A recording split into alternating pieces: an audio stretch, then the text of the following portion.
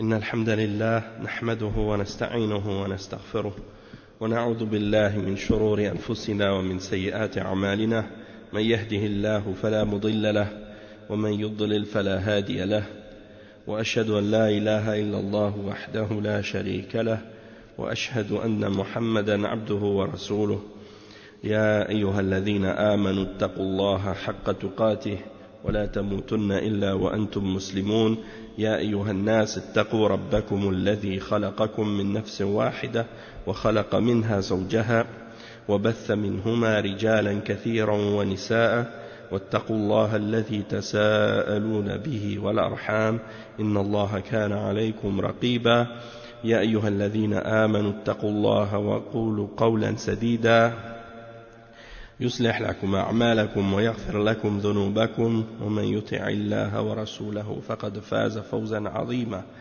أما بعد وإن خير الكلام كلام الله وخير الهدي هدي محمد صلى الله عليه وسلم وإن شر الأمور محدثاتها وكل محدثة بدعة وكل بدعة ضلالة وكل ضلالة في النار أما بعد. Donc on continue dans notre cours dans l'explication du Kitab al-Tawhid, le sharh de Cheikh Abdul Aziz ibn Baz rahimahullah. Et le Cheikh, on était arrivé à l'explication de la parole que Allah subhanahu wa ta'ala a mentionnée à propos de Ibrahim alayhi salam dans le Coran,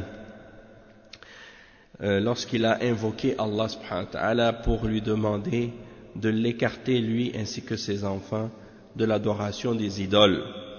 Et donc le cheikh il dit wa qawlul khalil alayhi salam wajnubni wa baniya an na'budu al-asnam. فهذا فيه خطورة الشرك لأن سيد الأنبياء بعد نبينا كان يخاف من الشرك فوجب التأسي بهم وأن نكون أولى بالخوف منهم. Donc le cheikh il mentionne, il dit donc que Al-Khalil, c'est-à-dire Ibrahim alayhi salam, qui était l'ami intime, l'ami proche d'Allah subhanahu wa ta'ala, il dit dans son dua, dans son invocation, écarte-moi ainsi que mes enfants, préserve-moi ainsi que mes enfants de l'adoration des idoles. Et ça indique le danger du shirk et du fait que le meilleur des prophètes, ou disons le premier des prophètes, le père des prophètes, alayhi salatu wassalam, Ibrahim, on dit Sayyidul Anbiya ba'da nabiyina, c'est-à-dire le maître des prophètes après notre prophète, sallallahu alayhi wa sallam, il avait peur du shirk.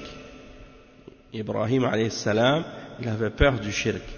Et donc c'est obligatoire pour nous de prendre Ibrahim alayhi salam comme exemple et comme modèle et d'avoir encore plus peur du shirk que lui, puisque si lui il est un des messagers d'Allah, le meilleur des prophètes après le messager d'Allah sallallahu alayhi wa sallam, et un des plus importants parmi les messagers d'Allah, le père des prophètes, Abul Anbiya, et lui il avait peur du shirk pour lui-même et pour ses enfants, alors nous on devrait avoir encore plus peur que lui.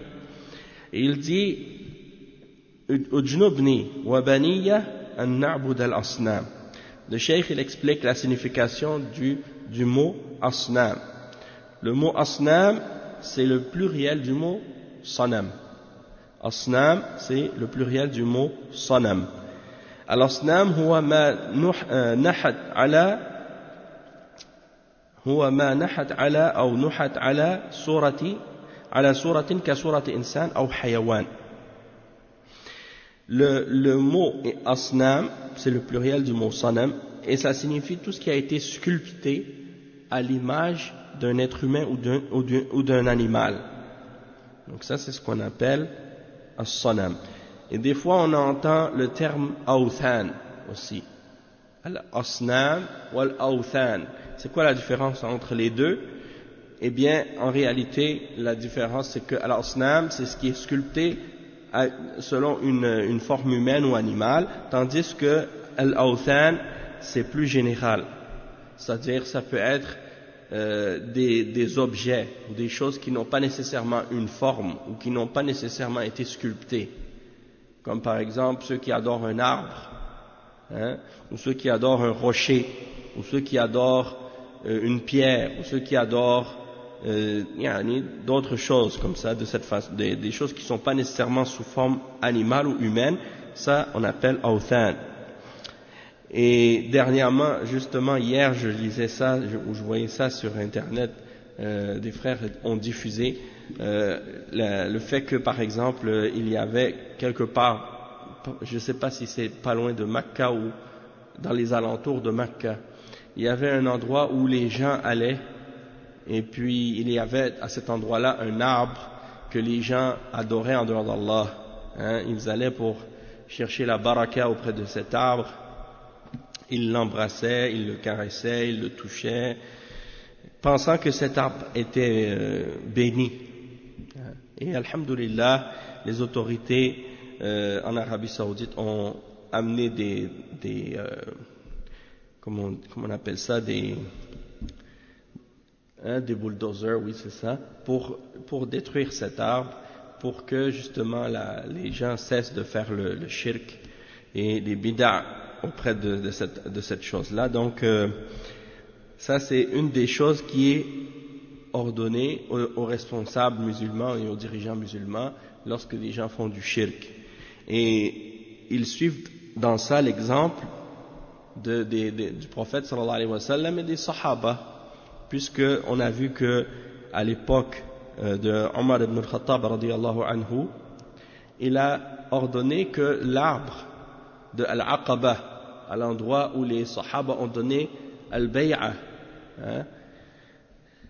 au prophète sallallahu alayhi wa sallam, il a ordonné que cet arbre soit coupé. Parce que il a remarqué que des gens venaient à cet endroit-là et ils commençaient à se rattacher à cet arbre. Donc pour éliminer ça complètement et pour éviter justement que cet arbre devienne un objet d'adoration ou un objet de baraka, c'est-à-dire que les gens recherchent la baraka de cet endroit ou de cet arbre, il a ordonné que ce soit détruit ou enlevé, cet arbre. Donc c'est pour dire que ça fait partie des choses qui sont obligatoires et ordonnées par la charia de l'islam, et ça c'est en accord avec l'exemple de ce que le prophète sallallahu alayhi wa sallam a enseigné et de ce que les sahaba ont pratiqué, et donc les responsables musulmans ont le devoir de faire ça aussi. Et lorsque ce sont les responsables et les dirigeants qui font ce genre de travail, eh bien ça ne crée pas les conséquences négatives que ça pourrait avoir en d'autres circonstances si autres que les responsables s'occupent de faire ce genre de choses. Comme par exemple lorsque ce sont des individus qui sans aucune autorité se permettent de faire ce genre de choses-là, eh bien le résultat souvent c'est que ça crée plus de fitna que de bien. Et si vous regardez bien comme il faut, l'exemple même du prophète sallallahu alayhi wa sallam lorsqu'il était à Makka, pendant 10 ans, il appelait à la ilaha illallah et il appelait au tawhid, il n'a jamais pris l'initiative de détruire ou de briser une idole, alors que elles étaient autour de la Kaaba et il les voyait tous les jours, mais jamais il n'a pris l'initiative de venir pour en détruire une ou pour les casser, non, pour éviter justement qu'il y ait une conséquence qui serait plus grave et plus mauvaise que le fait de voir cette idole présente. Et on voit que par contre, lorsqu'il a pris le contrôle de la Mecque et qu'il est venu et qu'il a repris la possession de la Terre Sainte, la première chose qu'il a faite quand il est rentré à Mecca, c'est de détruire une à une toutes ces idoles. Donc ça nous montre en fait que ce genre d'action, lorsque c'est fait par ceux qui ont l'autorité et lorsque c'est établi par les gens qui sont en situation et en position de force, eh bien ça amène des conséquences positives. Et on voit qu'en même temps, avant de les détruire physiquement, il y a eu un travail de da'wa et d'enseignement pour que les gens comprennent la réalité avant de les détruire physiquement. Parce qu'il fallait les détruire, ces idoles, dans le cœur des hommes, avant de les détruire physiquement. Parce que si tu les détruis pas dans leur cœur, et que tu les détruis physiquement, eh bien ils vont continuer à les adorer, même si elles sont détruites. Tandis que si tu les as détruits dans leur cœur, et qu'ils comprennent la réalité du tawhid et la signification de la ilaha illallah, et que là, par la suite, tu leur expliques que ça c'est faux, et qu'ils acceptent cette vérité-là, puis que par la suite tu la détruis, eh bien, ils vont pas être contre. Au contraire, ils vont être satisfaits de ça, et ils vont accepter ça. Et ils vont être même d'accord avec ça, et ils vont vouloir même peut-être t'aider à les détruire. Donc c'est pour dire que beaucoup de gens, parmi les gens qui ont peu de compréhension de l'islam ou peu de sagesse, eh bien, ils n'ont pas compris ce principe-là dans la religion. Même un autre exemple aussi plus proche de notre époque, le cheikh Mohammed ibn Abdul Wahhab, rahimahullah, quand il était dans sa région et que des gens allaient pour adorer la tombe de parmi les salihin, parmi les sahaba, je pense que c'était Zayd ibn Haritha ou quelqu'un comme un autre parmi les sahaba qui s'appelait Zayd. Eh bien, les gens allaient à sa tombe et puis ils l'adoraient en dehors d'Allah, ils l'invoquaient en dehors d'Allah, ils faisaient des sacrifices, ils faisaient le tawaf autour de sa tombe. Et étant donné qu'il était en train d'enseigner aux gens et de leur faire la da'wa, mais il n'avait pas encore aucune autorité, il n'avait pas le support des responsables encore à cette époque-là, puisqu'il n'avait pas encore accepté la da'wa au tawhid et à la sunna. Eh bien, qu'est-ce qu'il se limitait à faire? Il se limitait à dire Allah est meilleur que lui. Il passait près d'eux alors qu'ils étaient en train de faire le shirk et les bid'a, il leur disait Allah est meilleur que lui. Pourquoi vous l'adorez et vous ne vous limitez pas à adorer Allah seul? Puis lorsque par la suite Allah subhanahu wa ta'ala lui a donné le support de l'amir, eh bien, alhamdulillah, l'amir il s'est chargé de ces choses-là. Il a détruit ce genre d'endroits, puis il a fait en sorte que le shirk soit éliminé. Et ça, c'est la responsabilité des responsables dans les pays musulmans. Donc, dans tous les autres pays musulmans sur terre, les gens qui sont au pouvoir, qui sont responsables des musulmans dans ces pays-là, ont la responsabilité de faire ça. Mais le problème, c'est que si, par exemple, eux-mêmes, ils n'ont pas compris la réalité du tawhid, et ils n'ont pas compris la réalité de la da'wa des prophètes, bien c'est normal qu'ils ne vont pas le faire. Donc c'est pour cette raison-là qu'il faut qu'il y ait une éducation des gens, qu'il faut qu'il y ait de l'enseignement, il faut qu'il y ait de l'éducation de la population et de l'éducation aussi des responsables. Et ça vient avec le temps, avec la patience, avec l'enseignement. Et lorsqu'ils vont comprendre les principes, eh bien, ils vont par la suite les mettre en application.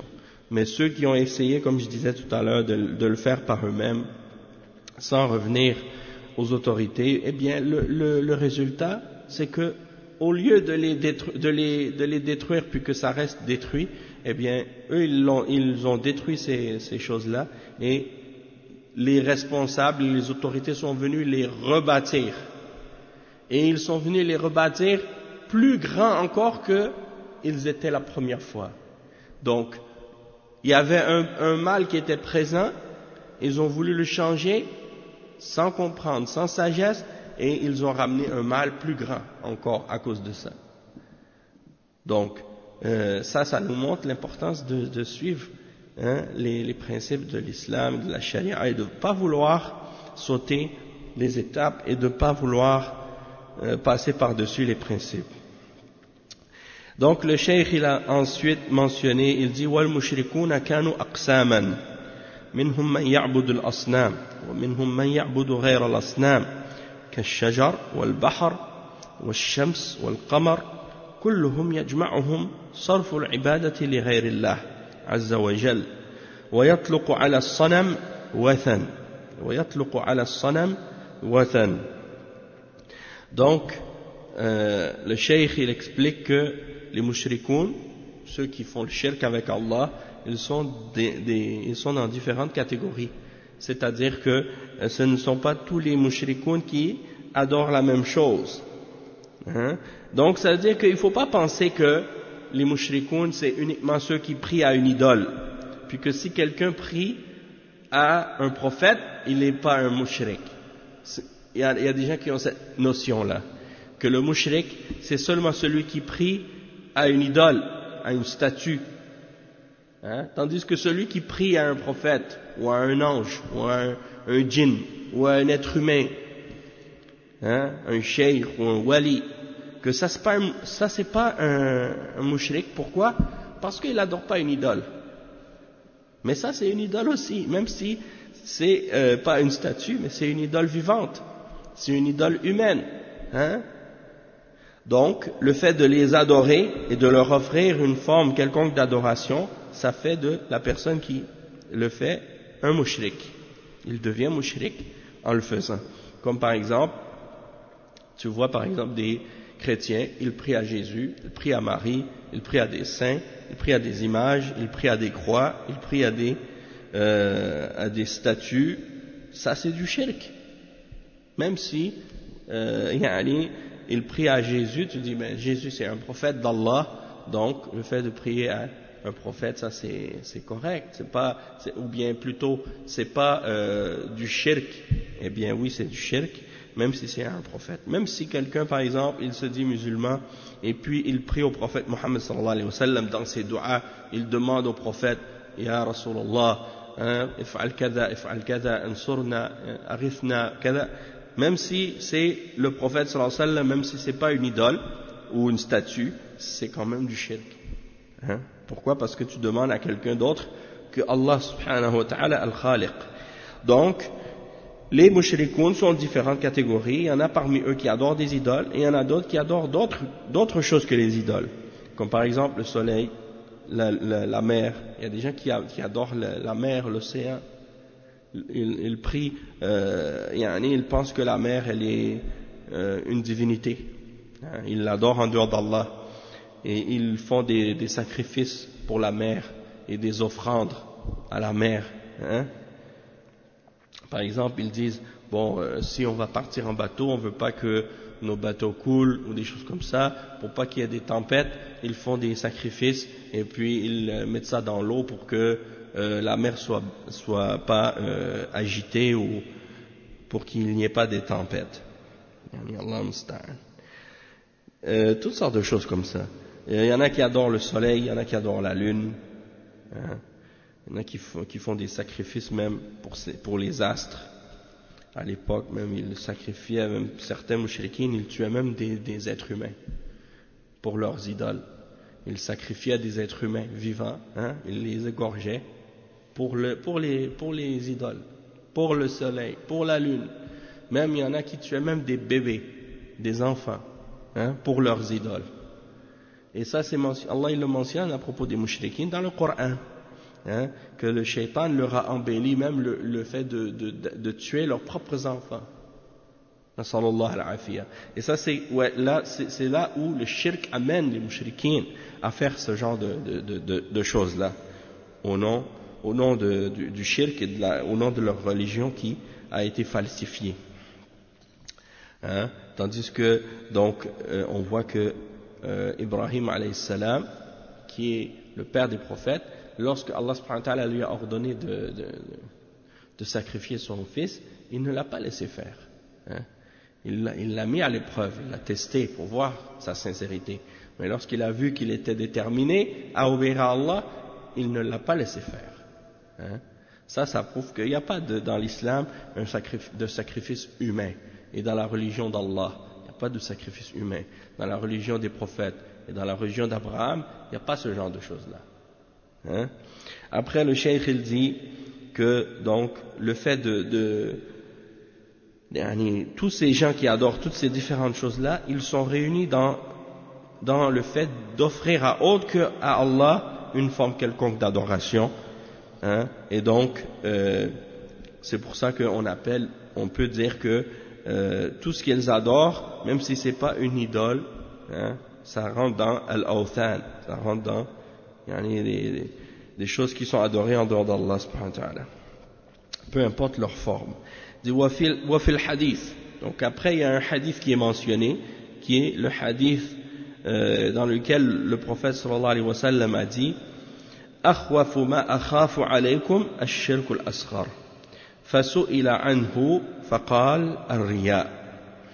هذا الحديث رواه أحمد بإسناد جيد عن محمود بن لبيد عن النبي صلى الله عليه وسلم وله شواهد قوية كلها تدل على وجوب الحذر من الرياء وأنه خطير ويبتلى به الصلحاء لأنه قد يرائي بصلاته وزكاته وأمره بالمعروف ونهيه. وفي الحديث من سمع أو من سمع الله به ومن رأى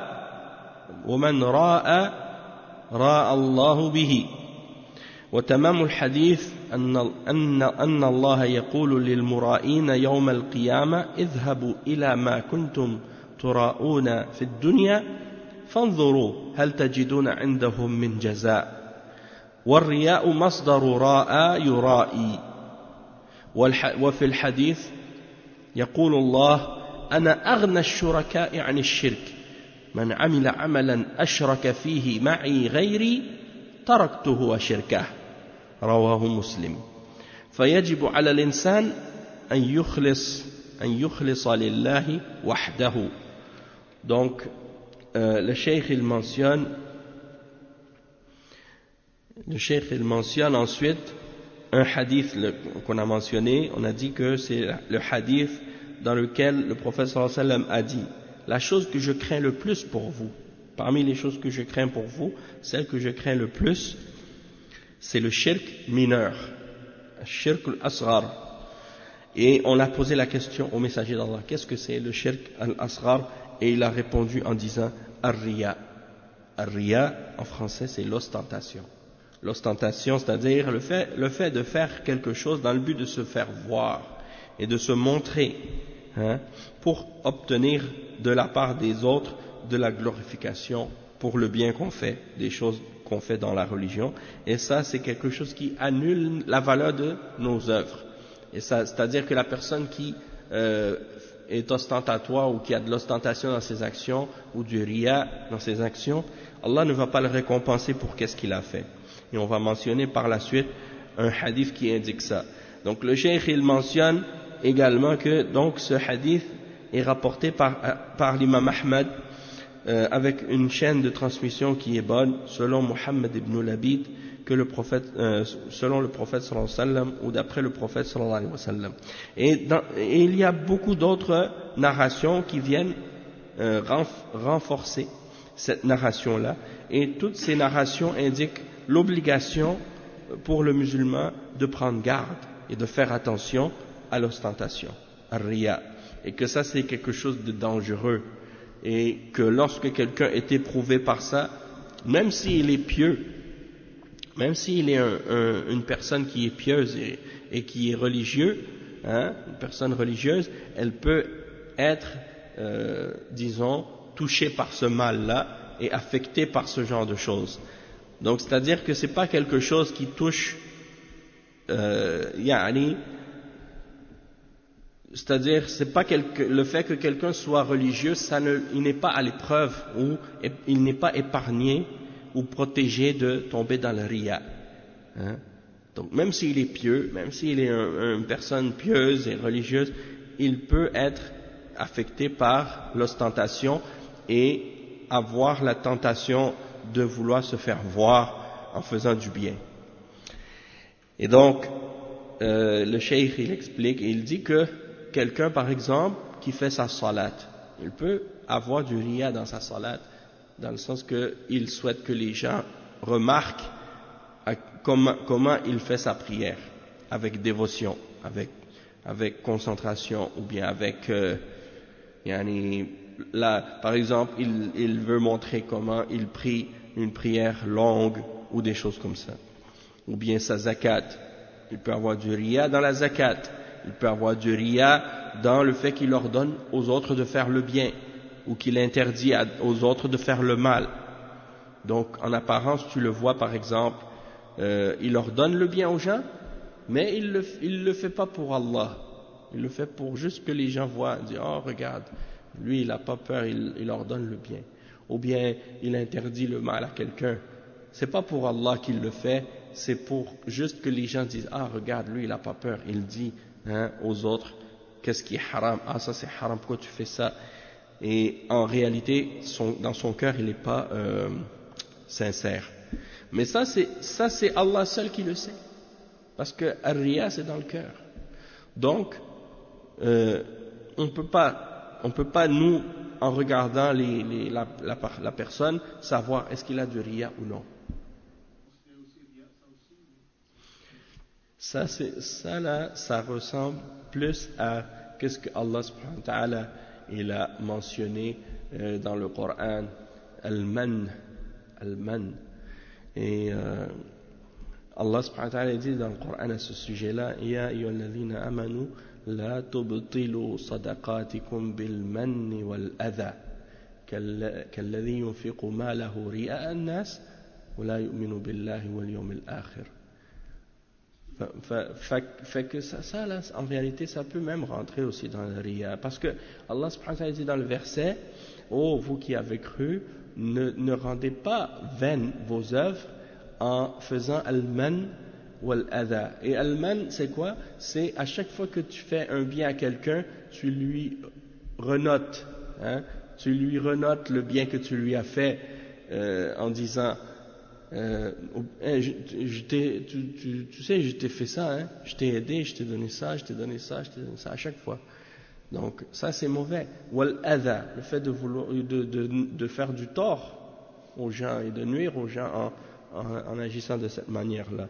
Donc si tu fais du bien à quelqu'un, tu dois le faire pour Allah, pas pour obtenir quelque chose en retour ou te faire faire justement toujours rappeler à la personne le bien que tu lui as fait.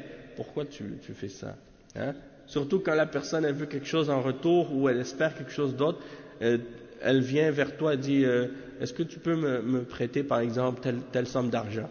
Et lui il t'a déjà prêté, alors il vient te voir et te dit est-ce que tu peux me prêter? Tu lui dis je suis désolé Akhi, je peux pas en ce moment.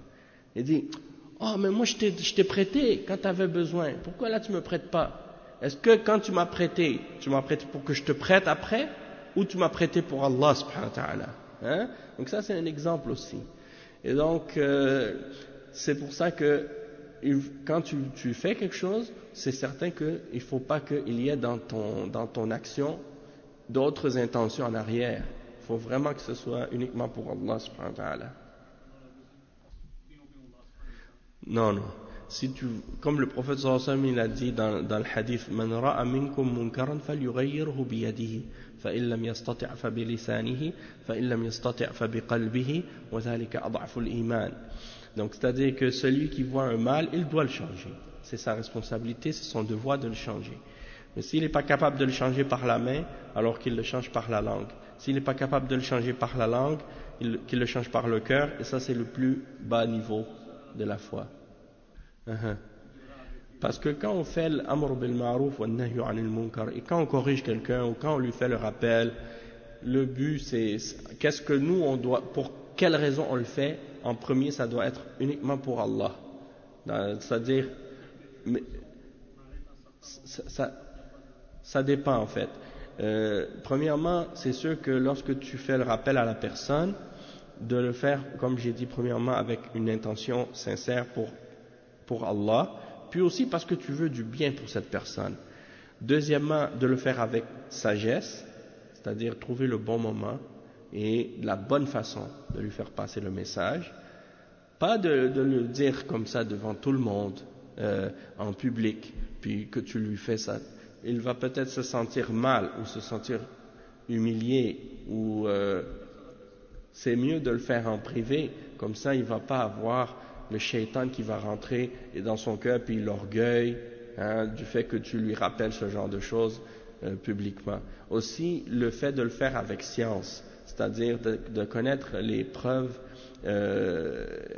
à ce sujet-là, pour que lorsque la personne elle fait cette chose-là, tu lui montres les preuves dans le Coran et les preuves des paroles du prophète sallallahu alayhi wa sallam qui montrent que de faire ça c'est interdit.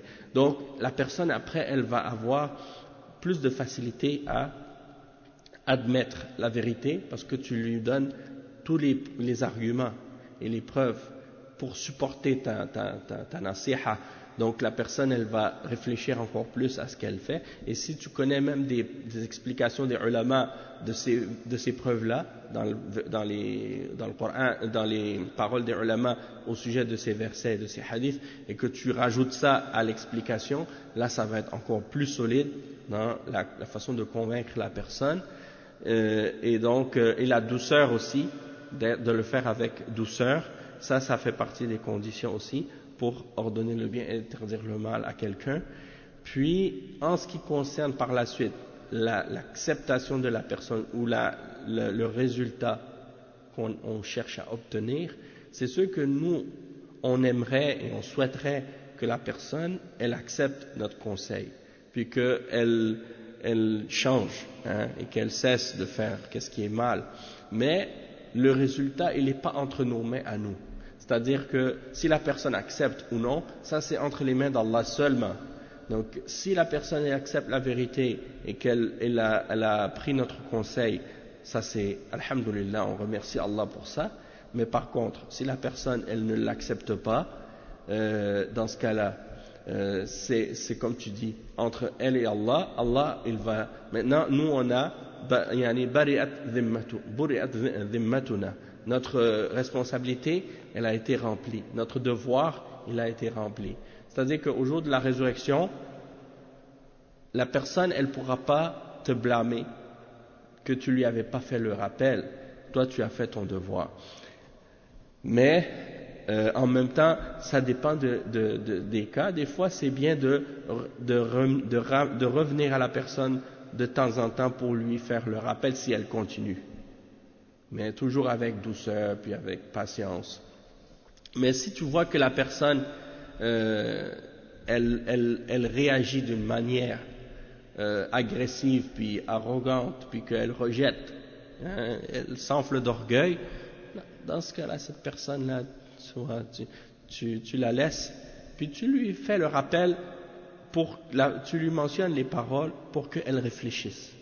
Comme ça, peut-être que quand elle va être toute seule avec Allah subhanahu wa ta'ala, elle va peut-être se remettre en question. Parce que peut-être sur le coup, là, elle va montrer qu'elle n'accepte pas, mais quand elle retourne, par exemple, elle va être toute seule, elle va réfléchir à ce que tu lui as dit. Puis elle va peut-être se remettre en question, puis dire finalement, qu'est-ce qu'il a dit, il a raison. Et je devrais essayer de changer ça. Donc, des fois, le résultat, il n'arrive pas automatiquement. Et des fois, c'est ça le problème de beaucoup de gens, quand ils donnent le bon conseil à quelqu'un, ils veulent que la personne accepte tout de suite qu'est-ce qu'on lui a dit. Alors que des fois, ça prend du temps à la personne de réfléchir pour comprendre, puis pour accepter la vérité. Parce que la vérité, elle est lourde, parfois.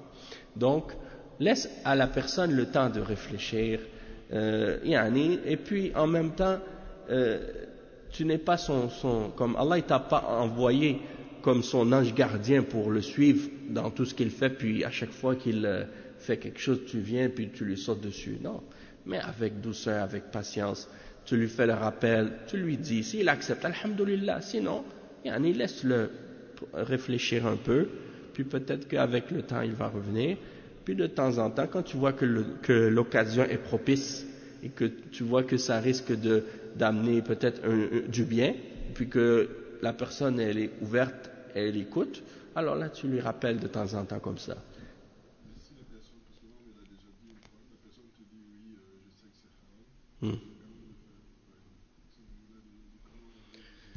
C'est-à-dire que la personne qui dit ça, ça veut dire qu'elle a une fitna.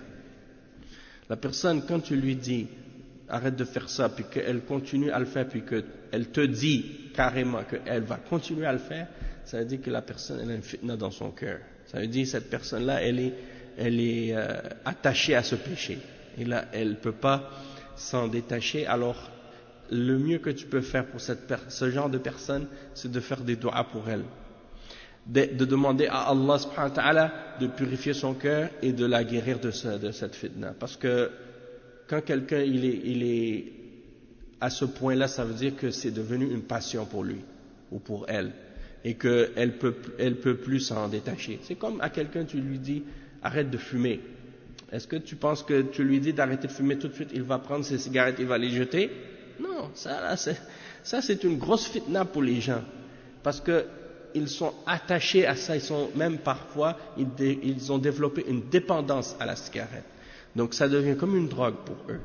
Donc tu peux pas juste penser que la personne du jour au lendemain tu vas lui dire ça, elle va t'écouter tout de suite. À moins que Allah subhanahu wa ta'ala lui veuille du bien puis qu'il lui fasse la grâce de lui permettre de se détacher de ça directement. Mais sinon en temps normal ou de façon générale, c'est très rare qu'une personne abandonne ce genre de choses tout de suite. Donc ça c'est une fitna. Et quand quelqu'un il est affligé par une fitna, une tentation, une épreuve comme ça, il faut y aller avec encore plus de patience, puis faire beaucoup de doigts pour la personne, pour que la personne elle soit guérie de cette maladie-là. C'est comme une maladie en fait que la personne est là. Et donc des fois la personne quand elle dit ça, c'est la passion qui parle. Hein? Donc il faut pas la provoquer trop encore plus. Elle risque peut-être même de dire des paroles de kufr.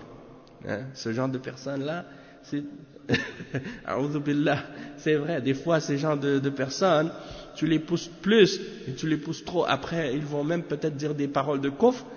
Et là, ça devient plus elle aggrave sa situation encore plus. Donc, dans ce cas-là, laisse-la réfléchir, puis peut-être que en lui mentionnant des choses qui vont peut-être augmenter sa foi, en parlant pas de ce sujet-là, mais de d'autres sujets de la religion, et en lui faisant des rappels généraux, peut-être que ça peut aider. Mais des fois, si tu viens à chaque fois tu piques sur ce point-là en particulier, c'est comme si là ça devient sensible, ça devient dur pour la personne. Oui, aussi, dans les deux sens. Il y a des fois, la personne qui s'acharne trop à vouloir interdire à quelqu'un quelque chose, ça devient personnel. Puis quand la personne refuse la nasiha, ils prennent comme ça personnellement, comme si on voulait dire que la personne elle m'a refusé, elle n'a pas accepté ce que je lui ai dit. Et vous avez probablement tous entendu le hadith de celui qui donnait toujours le conseil à celui qui faisait toujours des péchés. Hein? Lui, il était pieux et son compagnon était dans le péché tout le temps. Alors, il lui disait toujours, arrête de faire le péché, arrête de faire le péché. Et l'autre, il disait, hein, laisse ça entre moi et mon Seigneur. Est-ce que tu as été envoyé comme pour me surveiller ou quoi? Et un jour, il a dit, par Allah, je jure que Allah ne va jamais te pardonner. Et au jour de la résurrection, Allah subhanahu wa ta'ala a dit, oh toi, tu penses que tu peux jurer sur moi? Allah subhanahu wa ta'ala lui a dit, tu penses que tu peux jurer sur moi? Tu veux jurer sur moi pour interdire ma miséricorde à qui je veux? Il a dit, entre en enfer. À celui qui a dit, Allah va jamais te pardonner, il lui a dit, entre en enfer. Et à l'autre qui faisait des péchés, Allah lui a dit, entre dans mon paradis par ma miséricorde. Donc, il faut faire attention à ça, tu vois. Des fois, l'orgueil, la personne aussi qui interdit à l'autre, si elle ne fait pas attention, elle risque peut-être de prendre ça personnel aussi, puis à cause de ça, sans faire exprès, elle dit une parole, elle dépasse la limite, et puis à cause de ça, elle rentre en enfer. Donc, naam.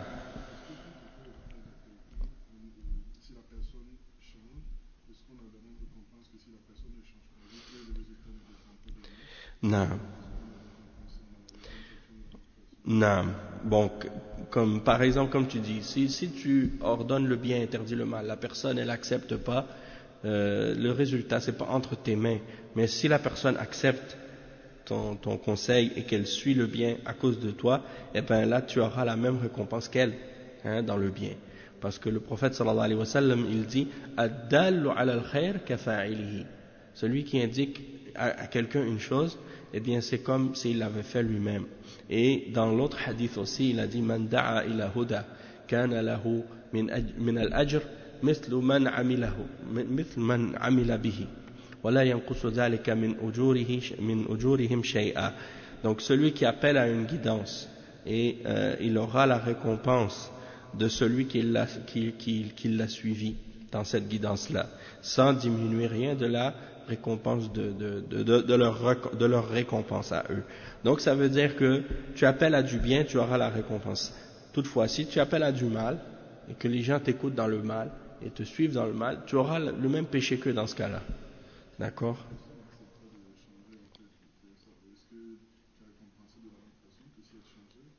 Non, non, ben c'est sûr que si la personne accepte et qu'elle suit ton conseil, et donc tu auras été une cause dans le fait qu'elle fasse le bien, donc là tu auras toutes les bonnes actions qu'elle va faire à cause de toi, toi tu vas avoir des récompenses pour ça.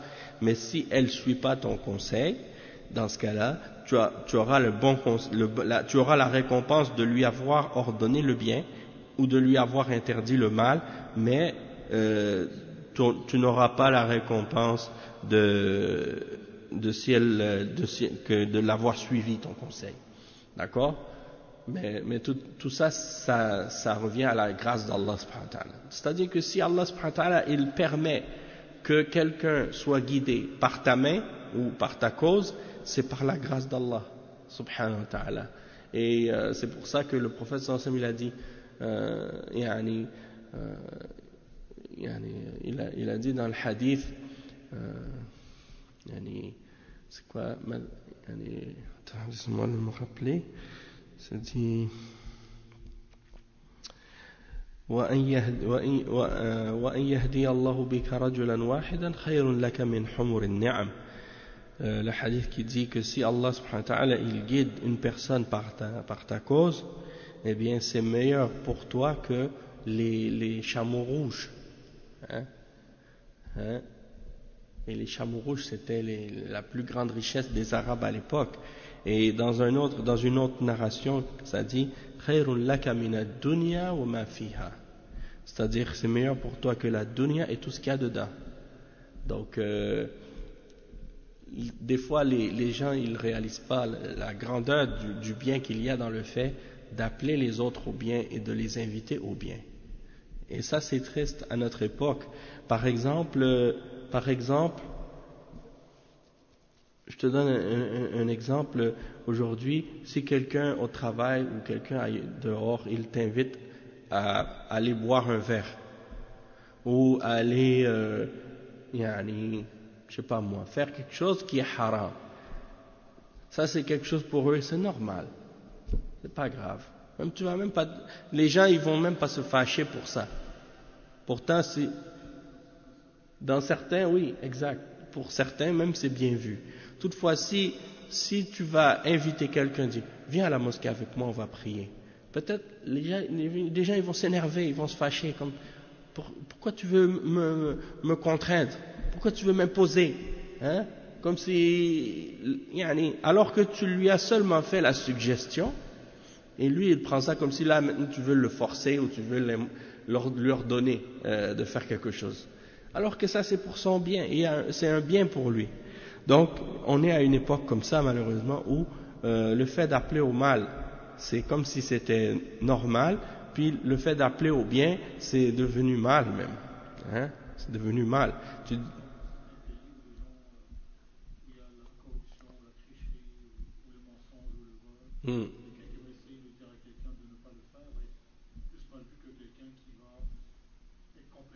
Oui. Ben, les gens sont devenus comme ça malheureusement. Et tu sais que dans le Coran, Allah subhanahu wa ta'ala a mentionné l'exemple de Bani Israël. qui, par exemple, le jour du sabbat, ils mettaient leur filet, hein, puis les poissons, ils venaient pas, le reste de la semaine, les poissons, ils venaient pas, mais le jour du sabbat, ils venaient, alors eux, ils ont fait ce stratagème pour arrêter les poissons. Puis ils les prenaient le lendemain. Et quand des gens pieux parmi eux ont voulu leur interdire de faire ça, ils ont répondu, ils ont dit, mais pourquoi vous vous fatiguez, pourquoi vous interdisez à ces gens-là, alors que c'est des gens comme c'est égarés, perdus, ça sert à rien de leur rappeler même. Et ils ont dit, hein, قالوا معذرة إلى ربهم, c'est-à-dire c'est pour que yani, on ait une excuse devant notre Seigneur d'avoir fait notre devoir de leur rappeler le bien. Peut-être qu'ils vont être bien guidés. Hein? Donc, toi, tu sais pas s'ils vont accepter ou non. Il y a des fois, les gens, ils sont pessimistes. Non, ça sert à rien de leur faire le rappel, ils vont jamais accepter. Qui te l'a dit? Hein? Toi, ton devoir, c'est pas de les guider, c'est de leur rappeler. In alayka illa al-balagh. Hein? Wa ma 'ala ar-rasul illa al-balagh al-mubin. Il n'incombe au prophète que de transmettre le message de façon claire. Toi, le reste, ça te regarde même pas. Hein? C'est Allah qui décide, c'est Allah qui a prédestiné ça. Donc toi, fais l'effort, et puis le reste, Allah il décide. Et donc, le hadith, ça dit, quand le châtiment est tombé, il a seulement sauvé ceux qui interdisaient le mal aux autres. Mais ceux qui étaient présents, hein, et qui ils voyaient le mal, ils le condamnaient en eux-mêmes, mais ils ne l'interdisaient pas, ceux-là, ils ont été châtiés avec ceux qui faisaient le mal. C'est-à-dire que si tu es avec des gens, tu les vois faire le mal, tu ne leur interdis pas, hein, ben tu vas être châtié avec eux. Tandis que si tu leur interdisais le mal, là, si Allah les châtie, toi tu vas être épargné par la grâce d'Allah. Donc c'est important de faire ça, tu vois. Non, exactement. Et tu vois l'exemple de Lot, et l'exemple de Nuh alayhi salam, de Lot, et l'exemple de plusieurs autres prophètes, Thamoud, Wa'ad et autres encore. Comment les autres ont été châtiés, leur peuple ont été châtiés, et eux ils ont été épargnés à cause de leur piété, puis pas seulement leur piété, hein, mais aussi à cause du fait qu'ils ordonnaient le bien, qu'ils interdisaient le mal.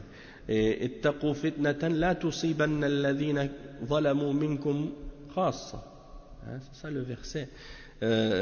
Craignez une fitna qui ne va pas seulement toucher ceux qui ont fait de l'injustice parmi vous. C'est-à-dire que elle va toucher même les pieux s'ils n'ordonnaient pas le bien et s'ils n'interdisaient pas le mal.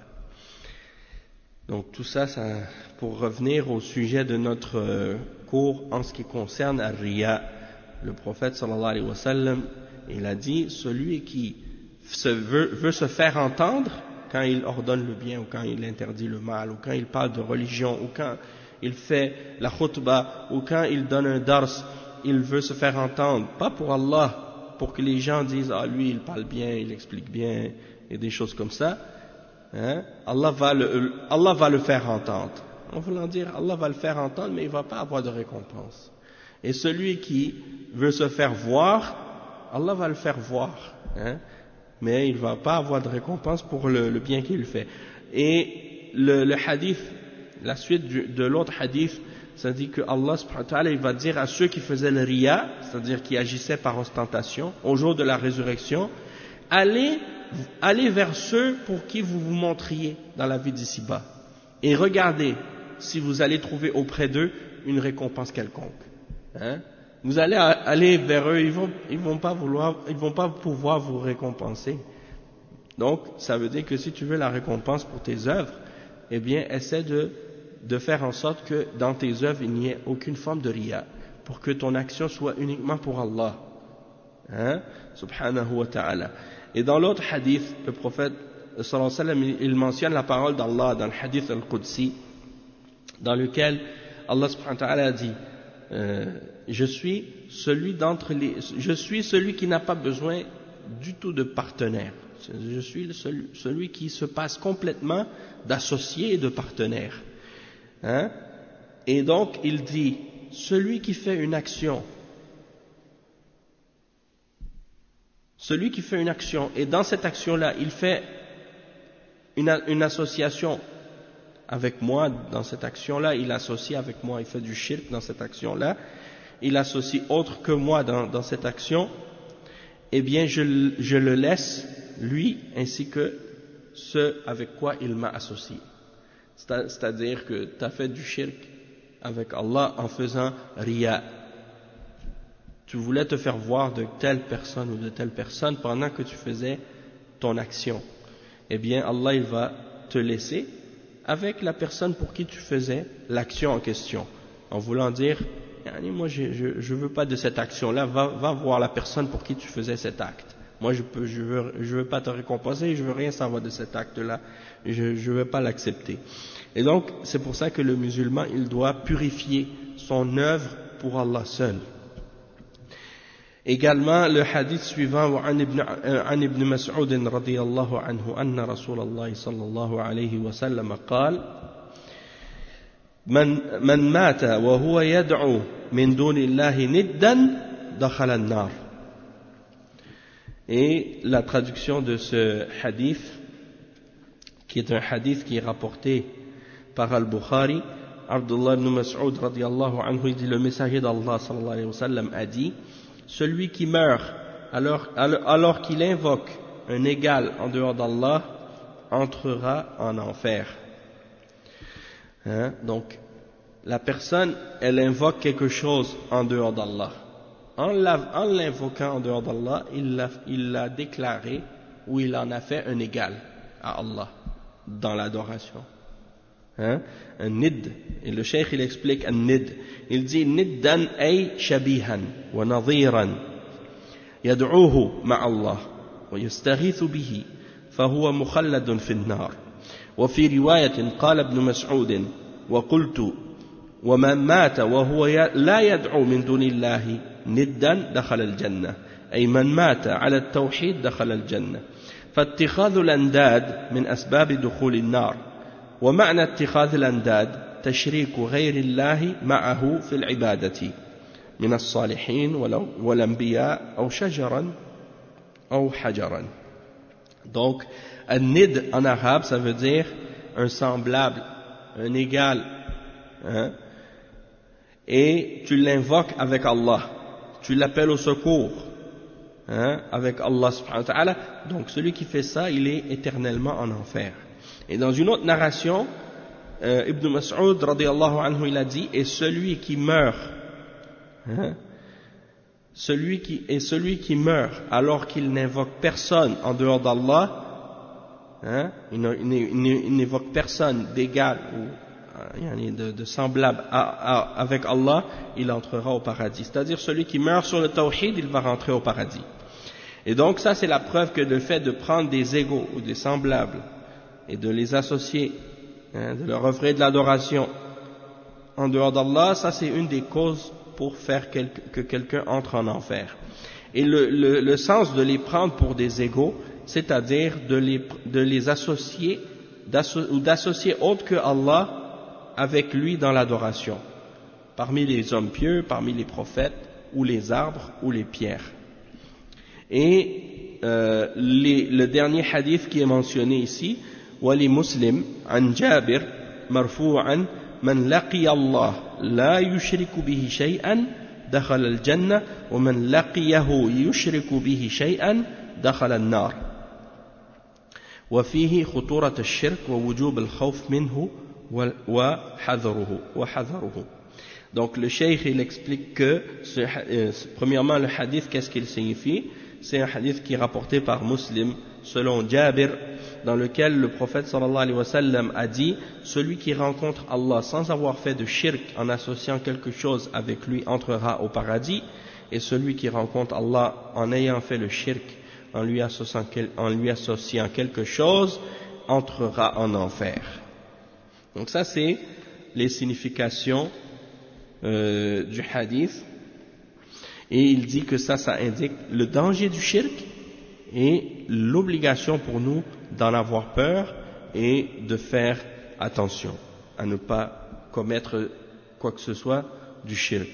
Et donc il dit wal hadithu fihi mujibatan al-ula anna man laqiya Allah la yushriku bihi dakhala al-jannah wa al-thaniya annahu man laqiyahu wa huwa mushrik dakhala an-nar ولذا في لفظ آخر قال رسول الله صلى الله عليه وسلم ألا أخبركم بالموجبتين قالوا بلى وقال يعني من لقي الله إلى آخر الحديث. Donc le hadith, dans ce hadith il y a deux choses qui en découlent, deux choses qui sont mentionnées comme étant des choses qui découlent de ce hadith. La première, c'est que celui qui rencontre Allah sans faire de shirk, il entrera au paradis, et celui qui rencontre Allah alors qu'il est mushrik, il va rentrer en enfer. Et ça c'est parce que dans le hadith, dans l'autre narration de ce hadith, il dit au début, voulez-vous que je vous informe des deux choses qui sont en voulant dire qui découlent obligatoirement du fait de faire, vous voulez que je vous indique deux choses obligatoires, c'est-à-dire deux choses pas obligatoires mais plutôt mujib. En tout cas, qu'est-ce qui fait que si vous le faites, ça va découler que vous allez soit aller au paradis ou en enfer, et il a mentionné cette chose-là. Donc, ça c'est ce qui conclut le chapitre. Maintenant, le cheikh il a juste mentionné les masail. Oui, les choses contraignantes ou les choses le terme exact là ça me vient pas maintenant, mais vous comprenez le sens général. Mujib, c'est qu'est-ce qui est nécessaire, ou pas qu'est-ce qui est nécessaire, mais qu'est-ce qui découle nécessairement de quelque chose. En tout cas, les points bénéfiques qu'on peut tirer de ce chapitre, il y en a 11 que le cheikh il a noté. Le cheikh Mohammed bin Abdul Wahhab, il mentionne ces 11 points. On va les lire rapidement. Al-Oula al-Khawf min al-Shirk. Donc le premier c'est la peur du shirk. Al-Thaniya an-Riya min al-Shirk. Le deuxième c'est que l'ostentation, al-Riya, fait partie du shirk. Al-Thalitha annahu min al-Shirk al-Asghar. Troisièmement, c'est que cela fait partie du shirk mineur. Al-Rabi'a أنه أخوف ما يخاف منه على الصالحين. Quatrièmement, c'est que c'est ce qu'on doit craindre le plus pour les vertueux, pour les hommes pieux. Le point numéro 5, قرب الجنة والنار, la proximité du paradis et de l'enfer. C'est-à-dire que la ligne entre le paradis, entre ce qui fait rentrer au paradis et ce qui fait rentrer en enfer, elle est très mince. C'est comme dans un hadith, le prophète sallallahu alayhi wa sallam, il a dit que vous êtes plus proche du paradis que la corde, le lacet de vos sandales. Min shirakina alayhi. Et il dit le point suivant, al-jam'u bayna qurbiha fi hadithin wahid, bayna qurbihima fi hadithin wahid, c'est-à-dire la proximité du paradis et de l'enfer réunis dans un même hadith. Le fait que si tu fais le shirk avec Allah, tu meurs comme ça, tu rentres au paradis, et si tu rentres en enfer, si tu fais le shirk avec Allah, tu rentres en enfer, et si tu fais pas de shirk avec Allah, tu rentres au paradis, et les deux dans le même hadith. Comment une chose, tu fais une chose puis après tu rentres en enfer, c'est-à-dire il y a pas grand chose qui te sépare de l'enfer. Si tu fais le shirk, ça y est, tu sors du paradis, tu sors de ce qui fait que tu pourrais rentrer au paradis et tu rentres dans ce qui fait que tu mérites l'enfer en faisant le shirk. Donc c'est quelque chose qui est mince, la ligne elle est mince. Et après il dit as-sabi'ah أنه من لقي الله لا يشرك به شيئا دخل الجنة ومن لقيه يشرك به شيئا دخل النار ولو كان من أعبد الناس. Donc le point numéro 7, celui qui rencontre Allah sans avoir fait de shirk en associant quelque chose avec lui entrera au paradis, et celui qui rencontre Allah en ayant fait le shirk en associant quelque chose avec lui entrera en enfer, fût ce un des plus grands adorateurs. Donc même si c'est quelqu'un qui fait beaucoup d'adoration, beaucoup de prières, beaucoup de jeûnes, beaucoup de sadaqat, mais il fait du shirk, il va rentrer en enfer parce qu'il a commis du shirk. Ouais. Bon, les ulama à ce sujet de la question de la connaissance de celui qui fait du shirk, est-ce que s'il fait du shirk par ignorance, est-ce qu'il sera en enfer pour l'éternité, ou bien il peut être excusé par rapport à son ignorance? Et à ce sujet-là, les ulama ils expliquent que de façon générale dans la religion, l'ignorance c'est quelque chose qui fait qu'une personne est excusée ou est excusable, que ce soit pour des péchés ou pour du shirk ou des choses de ce genre, ou du kufr.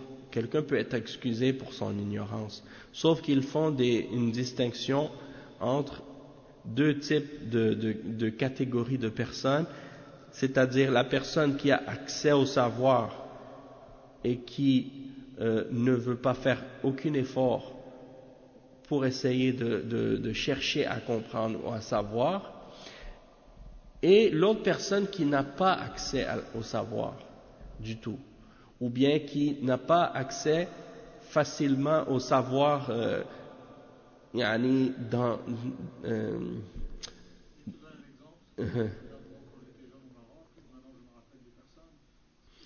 Al-Wali ou Al-Sayyid.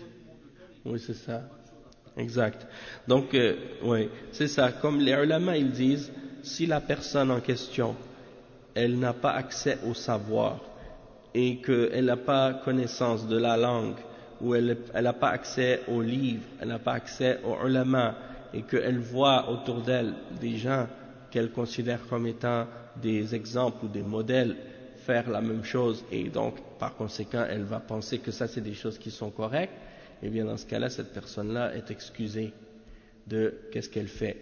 Toutefois, la personne qui a connaissance et les moyens et les accès au savoir, et que les ulama sont présents, et c'est des ulama qui sont sur la sunna et qui connaissent le tawhid et qui l'expliquent et qui le clarifient et qui l'expliquent aux gens, mais que la personne ne fait pas d'effort pour essayer d'aller vers eux, pour leur poser les questions, pour leur demander à propos de la religion, pour essayer d'apprendre les fondements de l'islam, pour essayer de comprendre le Coran, qu'est-ce qui est écrit dedans, ou pour essayer de comprendre les hadiths. Parce que le tawhid, il est clair dans le Coran. Et le fait que d'invoquer ou d'adorer autre que Allah, c'est du shirk, ça aussi c'est très clair dans le Coran. Donc, la personne qui récite le Coran et qui le comprend, et qui est capable de comprendre la langue arabe, en principe, elle est capable, même si parfois elle n'est pas capable de lire en arabe, si elle lit une traduction des sens du Coran, elle peut quand même voir certaines significations de ça dans la traduction des sens du Coran. Donc, si la personne, à la limite, elle est capable de chercher le savoir d'une certaine façon, et qu'elle ne fait aucun effort, et qu'elle se désintéresse de ça, ou elle suit aveuglément, ou bien même que des fois c'est des gens qui suivent la passion aussi. Dans ce cas-là, elle ne sera pas excusée. Mais si quelqu'un ne sait pas lire, ne sait pas écrire, elle ne comprend pas l'arabe, et qu'elle n'a pas accès à des ulama, elle n'a pas accès à du ilm, elle n'a pas accès à des livres, elle fait juste suivre aveuglément les autres, cette personne-là, elle peut, surtout si elle vit dans un village ou dans la campagne ou dans des montagnes ou dans des endroits éloignés, là encore plus, elle a. Oui. Mm-hmm.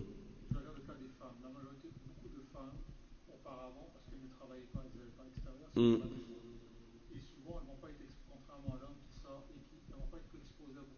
Mhm. Elles vont juste se limiter à s'occuper de leur maison, de leurs enfants, Ouais, elles vont faire le minimum dans le sens, faire la prière, comme on ouais, a montré, expliqué, mais ils n'ont pas l'exposition, la possibilité au savoir. d'aller Ouais. chercher plus. En fait, Et dans certains cas, c'est carrément, je dirais pas bloqué, mais c'est carrément, ils n'ont pas cette possibilité-là parce que c'est mal vu. hmm, Je parle dans le passé. oui, je comprends. Maintenant, on a beaucoup moins d'excuses, parce Oui. qu'avec la télévision, avec la radio, il y a tellement Avec l'internet et tout, maintenant il y a toutes sortes de moyens. n'ont plus d'excuses de dire qu'ils n'ont pas été exposés. Exactement. Mais comme tu dis, par exemple, comme si c'est pas nécessaire de spécifier un pays en particulier, mais sinon c'est vrai que on a constaté ça dans beaucoup de pays musulmans, des gens par exemple qui font toutes sortes de choses, comme tu dis, par ignorance, et en particulier par exemple les femmes. Et ça, une des raisons de ça, c'est que souvent les femmes, elles ne savent pas l'importance de la science, même des hommes, parfois même, ils ne savent pas l'importance du ilm de la charia. Tu sais que dans les ulama, ils ont expliqué que la femme, elle n'a pas le droit de sortir de sa maison sans la permission de son mari, mais ils ont mentionné que si par contre elle veut sortir pour obtenir ou acquérir la science obligatoire, c'est-à-dire la science qui est fard ayn, pour apprendre les bases de sa religion, elle a le droit de sortir, même sans la permission de son mari, si son mari n'est pas en mesure de lui procurer cette science-là. Je crois aussi Tu que vois? dans la vie, c'est ce qu'ils enseignent nos parents. Hmm. La plupart des prophètes, ils disent à leur famille qu'est-ce qu'ils doivent faire. Et Hmm. malheureusement, dans beaucoup de nos pays, les hommes ne voient pas ça comme une responsabilité. Ils rentrent à la maison Exact. pour avoir la paix Hmm. et ils ne transmettent pas certaines informations. Alors que je pense en tant qu'époux et maître de sa maison, il a aussi l'obligation et le devoir de transmettre. Il n'y a pas de doute, il n'y a pas de doute que l'homme, le père et le mari, le chef de la famille, il a comme responsabilité d'enseigner à sa famille. Mais comme on dit en arabe, faqidu shay la yu'ti, hein, celui qui n'a pas, il peut pas donner. Et en général, souvent, c'est ça la réalité, c'est que le chef de la famille, si lui-même il n'a pas d'ilm, eh bien, il n'est pas en mesure d'enseigner à sa famille.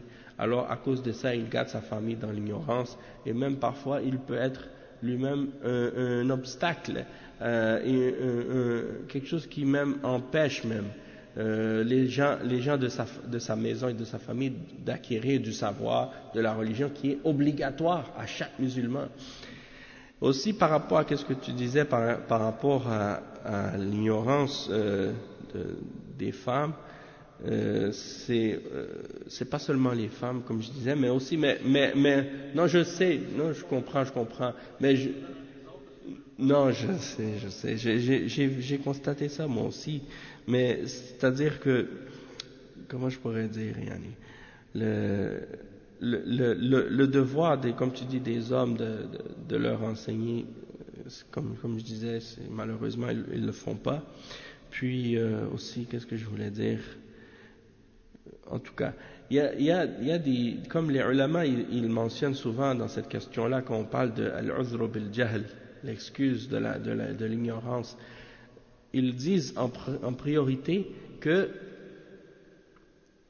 ça c'est quelque chose, quand on dit qu'il y a des musulmans qui sont dans les pays musulmans qui font du shirk, la première chose à faire pour nous, c'est d'essayer de faire la da'wah, de leur enseigner le tawhid, de leur faire connaître le tawhid, de leur apprendre le tawhid. Et si on fait ça, alors là, dans ce cas-là, on aura fait notre devoir. Mais le problème, c'est que on ne l'a pas fait. C'est pour ça qu'il y a des musulmans encore aujourd'hui dans les pays musulmans qui ignorent le shirk, qu'est-ce que c'est, et ignorent qu'est-ce que c'est le tawhid et les bases de la religion. Donc, c'est-à-dire que lorsqu'on mentionne que ça c'est du shirk et que qu'est-ce qu'ils font c'est du shirk, le but c'est d'avertir et de mettre en garde. Mais le but c'est pas d'arriver comme pour les condamner ou pour les... Oui c'est ça. Le but c'est pas ça. Le but c'est en fait de faire comprendre qu'il y a ça et que c'est le plus grand problème en fait, le plus important des problèmes, et que c'est donc ce problème-là qu'on doit régler avant tous les autres, tu vois, et que c'est là-dessus que s'accroche, ou c'est autour de ce point-là que le paradis et l'enfer se tient, dans le sens que c'est ça ce qui fait la différence entre celui qui sera au paradis pour l'éternité et en enfer pour l'éternité. Donc, la priorité, c'est de sauver les gens de l'enfer. Et donc, pour les sauver de l'enfer, c'est en les sauvant du shirk et en leur faisant comprendre le tawhid. Et le reste, par la suite, c'est juste du perfectionnement, hein, quelque chose qu'on rajoute pour augmenter la récompense, augmenter le degré, le niveau. Mais sinon, la base, c'est ça. Et donc, c'est-à-dire que les prophètes et les messagers, c'est pour cette raison-là que c'est la première chose à laquelle ils appelaient leur peuple. Parce qu'ils savaient très bien que s'ils acceptent tout le reste, mais qu'ils n'acceptent pas ça, eh bien, ils ne pourront pas rentrer au paradis. Tandis que s'ils acceptent le tawhid, mais que le reste, ils le font, mais comme ils ont des problèmes ou ils ont des faiblesses ou des erreurs, que au moins, quand même, la base, elle est là. Hein? Dans mon pays, par exemple, la bid'a a tellement évolué, tellement ancré chez les gens que quand tu commences à faire la dawa, on te dit que tu es un wahhabi. Ça, c'est partout comme ça. Ça, c'est pour faire fuir les gens du tawhid et de la sunna. Donc, quand tu commences à appeler au tawhid et à la sunna, on t'appelle wahhabi. Et si tu appelles à la bid'a, hein, et au shirk, là, t'es un bon musulman, pour eux, t'es sur la sunna. Donc, c'est comme, la sunna est devenue la bid'a. Et la bid'a est devenue sunna. Et le shirk est devenu tawhid, et le tawhid est devenu shirk. Exact.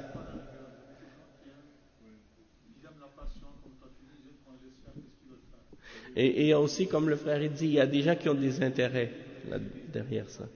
C'est ça, il y a des gens qui ont... C'est ça, il y a les gens, par exemple, dans plusieurs pays où les gens les chouyours de Turk Soufia, ils ont, par exemple, obtenu un certain pouvoir. Et ils ont, à cause de ce pouvoir-là, beaucoup d'argent et beaucoup des positions et du respect et de l'obéissance de la part des gens. Donc, le fait de venir condamner ce qu'ils font et critiquer ce qu'ils font et prouver aux gens et montrer aux gens que ce qu'ils font c'est en contradiction avec les fondements de l'islam, eh bien ça menace leurs intérêts et leurs privilèges ou leur statut. Alors eux, ils vont tout faire pour essayer de faire taire et d'écraser ceux qui appellent au tawhid et à la sunna, et parmi les ruses et les méthodes qu'ils ont employées, c'est de lancer des sobriquets pour essayer justement de faire fuir les gens de ceux qui appellent au tawhid et à la sunna, et parmi ces genres de sobriquets-là, de dire que ce sont des wahhabiyya, hein, ou de dire que ce sont des extrémistes ou des intégristes ou des fondamentalistes ou maintenant ils disent salafistes comme si c'était un blâme, alors qu'en réalité pour la première fois c'est un terme qui est honorable et honorifique, parce que les ulama depuis l'époque des sahaba jusqu'à aujourd'hui, l'époque des tabi'in, ils utilisaient le terme salaf pour désigner les sahaba et ceux qui les ont suivis. Donc aujourd'hui ils nous appellent salafi comme si c'était un blâme. Donc ça c'est une exception à la règle, mais sinon quand ils nous disent wahhabi, ou bien maintenant ils disent madkhali, ou ils disent jami, ou ils disent en tout cas toutes sortes d'autres sobriquets pareils, eh bien ça c'est juste pour faire fuir les gens de la vérité. Et notre devoir, malgré tous ces sobriquets, ces obstacles, c'est de diffuser le savoir. C'est de faire en sorte que la science, la connaissance de la sunna, la connaissance du tawhid soit diffusée à grande échelle jusqu'à ce que tout le monde le connaisse et que personne ne l'ignore.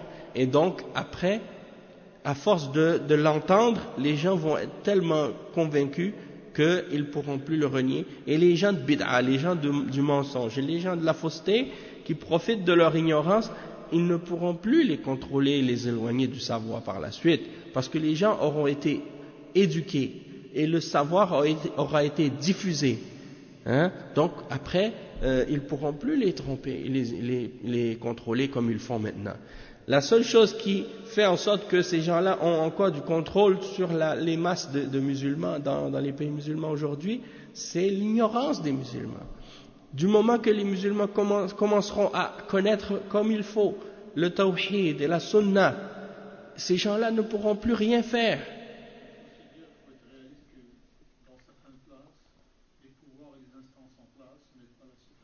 Non, c'est clair. Moi, je regarde maintenant, en rétrospective, je regarde beaucoup de gens qui allaient à l'école, et très peu d'écoles vont donner de l'information religieuse. Le mathématique, le français, l'arabe, ce que tu veux, même l'arabe, je veux dire, classique. Oui. Mais pas ce genre d'information-là. Oui. Oui, c'est ça. Pourquoi? Parce que dans certains pays musulmans, les institutions religieuses ne sont pas sur le tawhid et la sunna. Ils sont sur la bid'a et même parfois sur le shirk. Alors ça veut dire qu'il faut qu'il y ait une da'wa qui, disons, est diffusée par-dessus cette da'wa institutionnalisée-là. Dans le sens qu'il faut employer d'autres moyens pour faire en sorte que la sunna soit connue par les gens. Et pour ça, à notre époque actuelle, il y a plein de moyens pour le faire. Soit par l'internet, par la radio, même par l'enseignement, l'éducation de différentes façons. C'est sûr que c'est plus difficile dans les pays comme ça, où la bid'a est institutionnalisée, parce que il y a toujours plus disons, de résistance, et il y a toujours plus de pression, parce qu'il y a on va pas, par exemple, nous permettre facilement de transmettre le message du tawhid aux gens, mais ça fait partie de la da'wa des messagers et des prophètes, dans le sens que tous les messagers et les prophètes d'Allah et tous les gens de la sunna à travers les siècles, quand ils vivaient parmi des gens de bid'a, ils ont toujours eu des difficultés à faire passer le message et à enseigner aux gens, mais ils s'accrochent à la vérité, ils transmettent le message, ils font preuve de patience, et Allah subhanahu wa ta'ala les aide, et Allah subhanahu wa ta'ala les supporte, et il leur donne toujours la victoire à la fin contre les opposants de la vérité.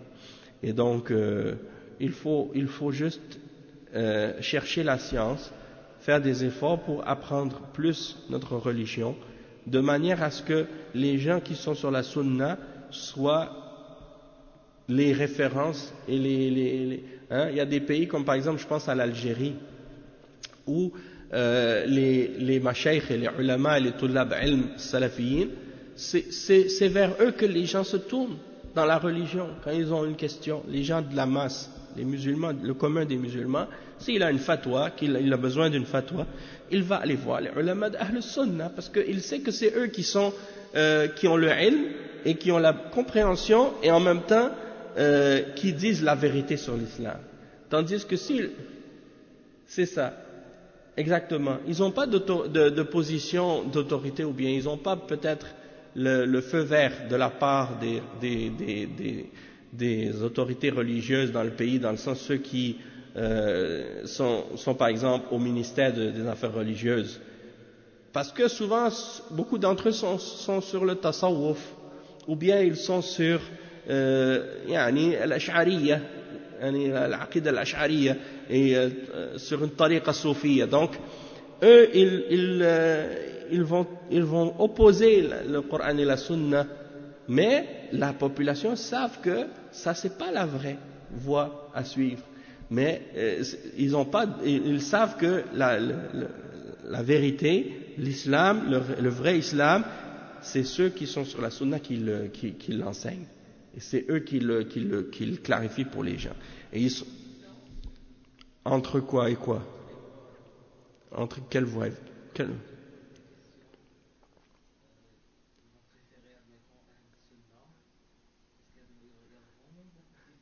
Entre quoi et quoi? Donne-moi un exemple. et Ahl Sunnah. Est-ce qu'il y a des grandes différences entre Ahl Sunnah et le Tasawwuf? Bien sûr qu'il y a des grandes différences. Si par exemple tu demandes à un Ash'ari où est Allah, l'autre le Ash'ari va te dire Allah est partout, ou bien il va te dire Allah il n'est pas dans un endroit, il n'existe pas dans un endroit spécifique. Alors que si tu demandes à quelqu'un qui est sur la Sunna, il va te dire Ar-Rahmanu ala al-arsh istawa, comme Allah il le dit dans le Coran. Thumma istawa ala al-arsh. Il va te répondre qu'est-ce que le prophète sallallahu alayhi wa sallam a mentionné dans le hadith quand il a demandé à l'esclave Ayn Allah? Qalat fi as-sama. Qalat i'tiqha fa innaha mu'mina. Il a dit à l'esclave où est Allah? Elle a dit fi as-sama. Qala man ana? Qalat anta rasulullah. Qala i'tiqha fa innaha mu'mina. Ça c'est dans Sahih Muslim, hadith authentique qui mentionne que le prophète sallallahu alayhi wa sallam, il a dit à une esclave quand il lui a posé la question où est Allah, elle a dit il est fis sama, c'est-à-dire dans les cieux, c'est-à-dire au-dessus de nous, au-dessus de la création. Il a dit libère-la, c'est une croyante. Il lui a posé la question après qui suis-je? Elle a dit tu es le messager d'Allah. Il a dit libère-la, c'est une esclave croyante, libère-la. Et l'exemple aussi des versets dans le Coran qui confirment que Allah subhanahu wa ta'ala il est au-dessus de sa création. تعرج الملائكة إليه يصعد الكلم الطيب والعمل الصالح يرفعه أأمنتم من في السماء أن يخسف بكم الأرض. يعني tous ces versets-là qui viennent confirmer le fait que Allah subhanahu wa ta'ala est au-dessus de sa création et non pas partout comme le disent les Mu'tazila, les Jahmiya et les Soufiyya. Et d'autres exemples peuvent être mentionnés aussi sur les différentes adorations, sur les différentes croyances. Il y a des grandes différences entre Ahl Sunnah et les Turuq Soufiyya. Oui, ça dépend si tu es un Tijani, ou Naqshbandi, ou Saharwardi, ou Jisti, ou Shadhili, ou يعني الطرق كثيرة. والرافضة والشيعة, ils sont divisés en plein de sectes. Parmi la plus importante des sectes des chiites, c'est Ar-Rafidiyya. Et Ar-Rafida sont des roulates, qui font le takfir des sahaba. Ils font al-ghulou fi ahl al-bayt. Ils exagèrent à propos de la famille du prophète sallallahu alayhi wa sallam, au point de les élever à des niveaux de divinité et de les adorer en dehors d'Allah subhanahu wa ta'ala. C'est-à-dire qu'ils les adorent comme les chrétiens adorent Jésus, eux ils adorent Ahlul Bayt. Ils adorent Ali ibn Abi Talib radiyallahu anhu wal Hassan wal Hussein wal A'imma al-Ithna Ashriya, les 12 imams, ceux qu'ils appellent les 12 imams. Donc ils les vénèrent, ils les adorent. Chaque année ils font à leur tombe des pèlerinages. Et maintenant c'est filmé par télésatellite. On voit leur pèlerinage qu'ils font à Najaf, à Karbala et dans les différentes villes en Iran et en Irak. C'est rediffusé par la télévision, par les satellites. Tu vois des millions de personnes qui vont là-bas. Il y a presque autant, sinon plus de monde qui vont dans ces pèlerinages-là à des tombes et à des morts que des gens vont à Mecca pour faire Al-Hajj. Donc, la même chose aussi, tu vas trouver ça dans des pays, d'autres pays qui sont considérés comme étant des pays sunnites, et pourtant qui font des pèlerinages à des tombes de morts, que ce soit au Maroc, en Afrique de l'Ouest, que ce soit en Tunisie, que ce soit en Algérie, que ce soit au Maroc, en Libye et en Égypte. En Égypte, à Tanta, la tombe de Al-Badawi, elle est adorée par des millions de personnes. Chaque année, peut-être 3 millions de personnes qui vont à Tanta pour adorer le Qabr al-Badawi. À Fès, il y a la tombe de Ahmed Tijan, le fondateur de la Tariqa Tijaniya, et d'autres également, oui. Ça, c'est elle. la visiter. Si par exemple quelqu'un va dans le cimetière musulman, comme le prophète sallallahu alayhi wa sallam il dit كنت قد نهيتكم عن زيارة القبور فالآن زوروها فإنها تذكركم الموت. Le prophète sallallahu alayhi wa sallam il a dit, je vous avais interdit de visiter les tombes, mais maintenant je vous permets de le faire parce que ça va vous rappeler la mort. Mais c'est ça. C'est pour ça que Cheikh l'Islam Ibn Taymiyyah il a écrit un livre, il a dit az-ziyaratu as-sunniyya ash-shar'iyya wa az-ziyaratu ash-shirkiyya al-bid'iyya. Donc il y a une différence entre la visite d'un cimetière ou d'une tombe selon la charia et dans les règles de la charia et la visite d'une tombe dans le but de les adorer et de faire du shirk. Ça c'est autre chose. Et la plupart des Turcs soufis, lorsqu'ils vont dans les tombes ou faire un voyage pour aller visiter une tombe, c'est dans le but de faire des formes de shirk et des bid'a auprès de cette tombe-là, et non pas pour juste simplement faire des doigts pour le mort. C'est pas pour demander à Allah de pardonner à celui qui est dans cette tombe-là, de lui pardonner ses péchés et de lui faire miséricorde. Non, c'est le contraire. Au lieu de demander à Allah pour eux, ils demandent à eux. Nasallallahu al-afiyah. Donc c'est-à-dire ils les ont pris comme des divinités en dehors d'Allah subhanahu wa ta'ala. Donc c'est ça le danger. Sans parler du fait qu'ils font des fois le tawaf autour de ces tombes, qu'ils vont faire des sacrifices et égorger des animaux pour ces tombes, de faire des vœux auprès des tombes, des cadeaux, des offrandes.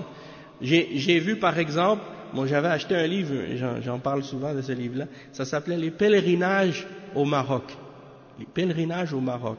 Quand j'étais à la librairie sur Côte-des-Neiges, j'aime beaucoup aller faire des tours parfois dans les librairies, voir les livres. Et surtout la section sur les religions, puis en particulier quand il y a des sections parfois sur l'islam, je regarde les livres qui sortent en français sur l'islam, juste par curiosité comme ça.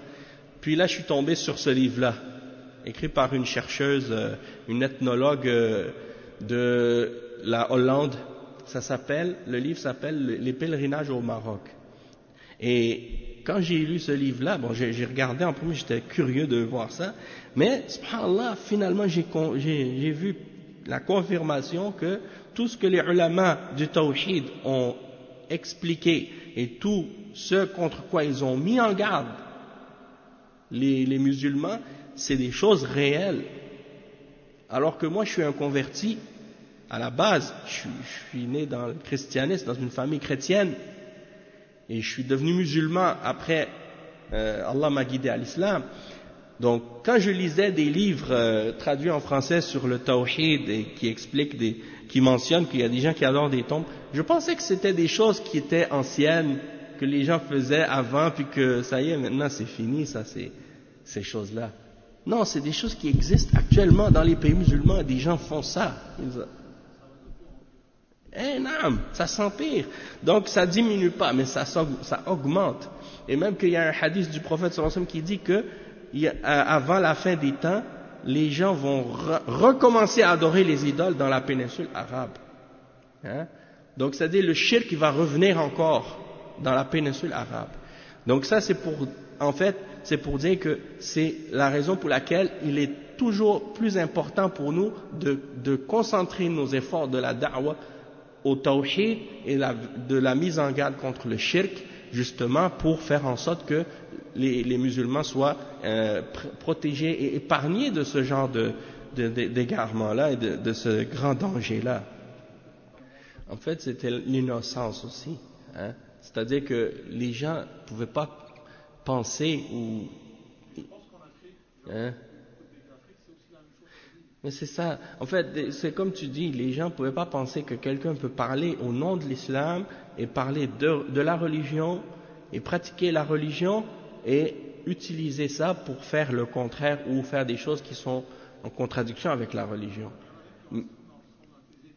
Oui, instrumentaliser et politiser la religion pour leurs propres intérêts ou pour des objectifs politiques ou économiques. Et là, c'était comme le désillusionnement, tu vois, que les gens ils ont vu que hein, comme le fils par exemple, qu'est-ce qu'ils ont fait, et il y a eu d'autres partis aussi religieux qui ont fait des choses comme ça, les Ikhwan, les frères musulmans et autres. Donc les gens maintenant ils ont compris ça, puis c'est-à-dire ils ont appris des leçons de ça, j'espère, mais on n'est pas à l'abri que ça se reproduise encore, hein, et que des gens essaient de le refaire, et comme tu dis, ces choses-là qui se sont produites, par exemple en Algérie, bon ça s'est pas produit par exemple au Maroc comme tu dis, alhamdulillah, Allah subhanahu wa ta'ala il a épargné le Maroc de ce genre de fitna, mais n'empêche que comme tu le dis, il n'y a pas un pays à l'abri de ça, c'est juste qu'il faut éduquer les musulmans pour qu'ils sachent que ce genre de choses-là existe, et le danger de ces da'awat siyasiyya, da'awat, quand on dit siyasiyya, dans le sens qu'elles utilisent la politique et elles n'appellent pas à la religion pour la religion, mais elles appellent à la religion pour autre chose. Et la façon que tu peux détecter ça ou distinguer ça, c'est parce que tu vois que quand ils arrivent au pouvoir, ils n'appliquent pas l'islam. Ils appliquent l'Égypte et même en Algérie, tu vois, quand ils ont gagné, avant même de rentrer dans les élections, ils avaient gagné déjà dans les élections à l'intérieur, c'est-à-dire dans les mairies puis les choses comme ça. Oui, régionales. Et puis, c'était pas pour appliquer l'islam. Puis quand on a entendu dernièrement les audios que Ali Ben Hajj avait fait avec Sheikh Al-Albani quand il était parti en Irak rencontrer Saddam Hussein. Pourquoi tu vas aller rencontrer Saddam Hussein, un shuyu'i? Tu vas lui demander de t'aider pour faire quelque chose. Et quand il y a eu la guerre du Golfe, il s'est mis du côté de Saddam Hussein contre l'Arabie Saoudite, contre les ulama d'Ahl Sunnah. Donc, tu vois tout de suite que c'est des gens qui n'ont pas un manhaj clair, qui est en accord avec le Coran et la Sunna. C'est des thawriyin, c'est des révolutionnaires, des gens qui veulent juste le pouvoir, c'est tout. Et Allah subhanahu wa ta'ala les a humiliés dans cette vie avant l'au-delà. Qu'Allah leur pardonne et qu'Allah les guide, de toute façon, mais c'est pour dire qu'il faut faire attention à ce genre de choses-là, parce que ces jama'at, ils voient le shirk que le peuple est en train de faire et ils ne disent pas un mot contre ça. Ils les laissent faire, même parfois ils vont même participer avec eux dans le shirk, au lieu de les mettre en garde. On va juste conclure, on a fait un cours plus long que prévu. Le point suivant, المسألة الثامنة المسألة العظيمة سؤال الخليل له ولبنيه وقاية عبادة الأصنام. Il dit la grande question, la demande d'Al-Khalil, Ibrahim alayhi salam, pour lui et pour ses fils d'être protégés de l'adoration des idoles. Ça c'est une leçon pour nous. Le point numéro 9, التاسعة اعتباره بحال الأكثر لقوله رب إنهن أضللن كثيرا من الناس. Le fait qu'il prend en considération l'état de la majorité des gens en disant « Ô mon Seigneur, elles, c'est-à-dire les idoles, ont égaré beaucoup de gens. » Dans le verset 36 dans Surat Ibrahim. Et le 10e point, lorsqu'il dit « Al-Ashira anna fihi tafsiru la ilaha illallah » كما ذكره البخاري, c'est-à-dire que le chapitre contient l'explication de la ilaha illallah comme le mentionne l'imam al-Bukhari. Et le dernier point, al-hadiyata ashara fadilatu man salima min ash-shirk, c'est-à-dire le mérite de la personne qui est exempte de shirk. Et ça c'est ce qui conclut ce chapitre de Kitab al-Tawhid et qui conclut notre cours d'aujourd'hui. Subhanakallahumma wa bihamdik, ashhadu an la ilaha illa ant, astaghfiruka wa atubu ilayk, wa sallallahu wa sallam ala nabiyyina Muhammad wa ala alihi wa sahbihi ajma'in. Wassalamu alaykum wa rahmatullahi wa barakatuh.